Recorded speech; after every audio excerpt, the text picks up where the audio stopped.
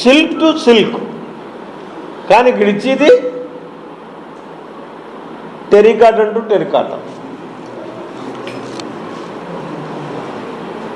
350 అక్కడ, వీళ్ళు కొనేది 350, బిల్లు తీసుకునేది 1334. దీని మీద కూడా ఏసీబీ దర్యాప్తు చేసాం. దీన్ని ఆల్రెడీ బయటికి తీసినటువంటి పరిస్థితి ఉంది. కొన్ని వందల కోట్ల రూపాయలు దోచేశారు ఈ 5 సంవత్సరాల్లోనే. దీని మీద కూడా ఇదంతా కూడా ఎక్కడికి వెళ్ళింది అంటే అక్కడికే వెళ్ళింది. 1 దగ్గర స్టార్ట్ అవుతుంది, 10 దగ్గర ఆగుతుంది. ఇవన్నీ పంపకాలు.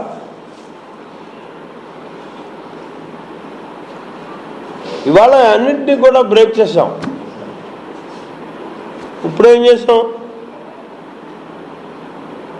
ఎక్కడ కూడా గవర్నమెంట్ ఆప్కో ఏదైతే ఉందో సిల్క్ టు సిల్క్ స్పెసిఫికేషన్ ప్రకారం గవర్నమెంట్ ఆప్కో, అలాగే తమిళనాడు కాప్టెక్స్, ఈ రెండింటికి కూడా కొటేషన్స్ తీసుకున్నాం. ఇవాళ 1800 సుమారు 50 రూపాయల దాకా అవుతుంది సిల్క్ టు సిల్క్ అయితే. యాక్చువల్గా వాస్తవం కూడా ఆ రేటుకి తగ్గించి రాదు. ఎందుకంటే సూరత్, మనం పెద్దాపురం సిల్క్ అంటాం, అదే 3000 రూపాయలు తీసుకుంటున్నాం ఒక ఆశీర్వచనానికి. 1850 రూపాయలతో సిల్క్ కండువా కప్పితే పవిత్రంగా దాన్ని దాచుకుంటాడు, వేసుకుంటాడు, ఉపయోగించుకుంటాడు.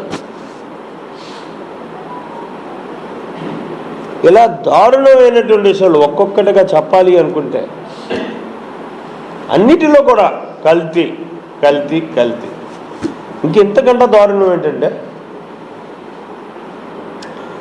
దేవుడు మన ప్రసాదం మాట దేవుడు ఎరుగు, దేవుడికి పెట్టే నైవేద్యాలు కూడా నకిలీ, కల్తీ. స్పెసిఫికేషన్ ప్రకారం దేవుడికి పెట్టే నైవేద్యంలో వచ్చేటటువంటి పదార్థాలన్నీ కూడా ప్రకృతి విధానంలో పండించినటువంటి పంటలు పెట్టాలి. నెయ్యి స్వచ్ఛమైనటువంటి నాటావు నెయ్యి ఇవ్వాలి, నెయ్యి పెట్టాలి.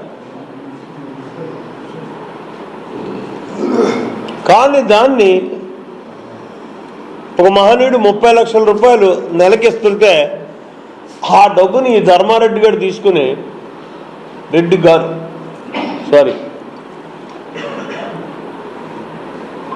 నేను చెప్పినటువంటి నకిలీ వస్తువులు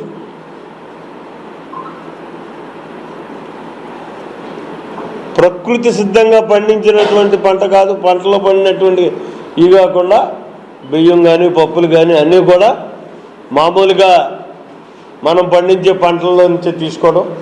ఇక నెయ్యి అయితే మహాదారుణం, అది కూడా కల్తీ నెయ్యే.